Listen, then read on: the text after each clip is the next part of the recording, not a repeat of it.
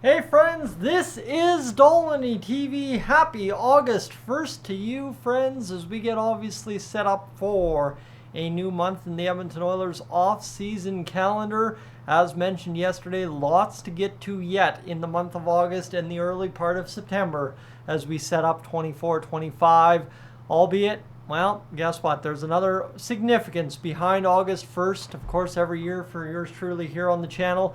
For those of you that know the story as it goes along over the course of the years, back in 2020, I made some not so great life decisions. Obviously, just continuing to booze and continuing to use marijuana and not take such good care of myself, I guess. And in August 1st, 2020 is the last time I lifted up a bottle, and for the final time put it down over the past 4 years. So to say it's been 4 years sober now as of today, and I'm just sitting here saying to those of you that fight the fight I do as well every day, good on you, and I hope you're continuing on the success you're having on your front as I got to mark off another milestone year here in sobriety. So I want to say a huge thank you again to everybody that supports the channel and obviously has supported. It feels crazy to say, I think, in sense, my return, right? I kind of took a year and a half absence from covering the Oilers on a regular basis, and that was kind of in an effort to get myself back together. I'd continued on with YouTube following the bubble playoffs, right, where Tampa Bay won the cup, and obviously seeing the Oilers crash out in the play-ins against Chicago, and that was all around right around when I had just finished putting down that bottle August 1st, and then obviously as well going on to quite literally change my life from there. It was a couple of months we still continued on with the channel while the NHL tried to figure out the next season and how that was all going to look and what was going to happen.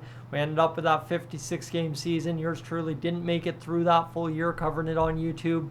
Started a break as of, I want to say, I started the break in late February, and a year and a half later in 2022, I returned covering the Oilers August 31st with a video, and away we went covering the Oilers in 22-23 and of course 23-24, which was a pretty fantastic season to be a part of this whole YouTube thing. So it's been 4 years, a big 4 years of change, a big 4 years of growth personally for myself, and a big 4 years of just life, right? I think quite honestly is, well, whether there was booze or not, life was always going to get in the way and change things and change the directions of things. But I'm quite glad to be able to sit here and say that I know my life has turned out pretty dang good and turned out the way it has. Thanks to putting down the bottle, and of course thanks to putting down the use of marijuana as well. And for those of you, I don't think I'm as open about that usage as maybe the alcohol back in, well, between 2017 and 2020, but yeah, the marijuana as well, kind of something that I don't really personally feel proud of sharing. But for those of you that know that story as well, it's kind of one of those, yeah, I didn't fully know what I was doing, having really never had experience with marijuana prior to kind of that 2020 era. But yeah, definitely some very poor life decisions thanks to being oblivious to what I was actually consuming. And yeah, basically, I'm lucky to have what I have, and I'm thankful for that. And I'm thankful for obviously the anniversary that is every August 1st for making the decision to say that's enough of both things, and let's move on with life and get going in a good direction. And I'm happy to report 4 years later, life's going in a good direction. So too are the Edmonton Oilers, let me tell you.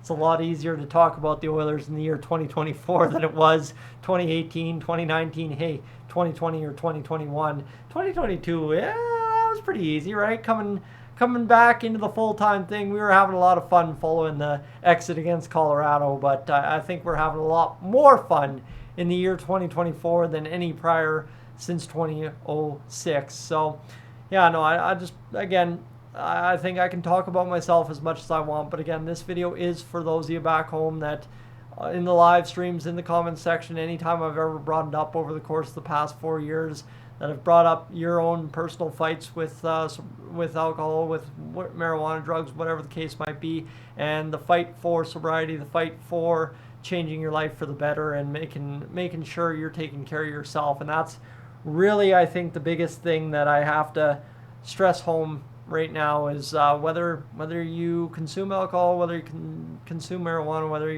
whatever you're fighting, whatever you're doing, just make sure you're taking care of yourself. That's what 2024 and the past year of life has kind of taught me here at this point, is just you got to really take care of yourself, and you really got to listen to yourself. That's number one, is if you feel something's wrong, make sure you get her checked out, because you just never quite 100% know unless you ask somebody that can help you. So definitely, friends, that's where I'm going to leave you here this afternoon. Is it's 4 years strong here on the Sobriety Train on Dolynny TV, and I'm glad to be sitting in this chair day in, day out when I'm able to cover the Oilers for you and be able to talk with you.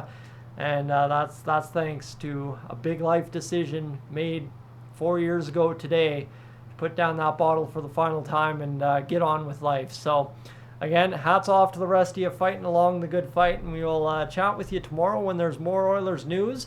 Of course, I guess I could pass along that Dr. Randy Gregg and Craig McTavish have been named to the Edmonton Oilers Hockey Hall of Fame, or Edmonton Oilers Hall of Fame, or whatever they call that thing.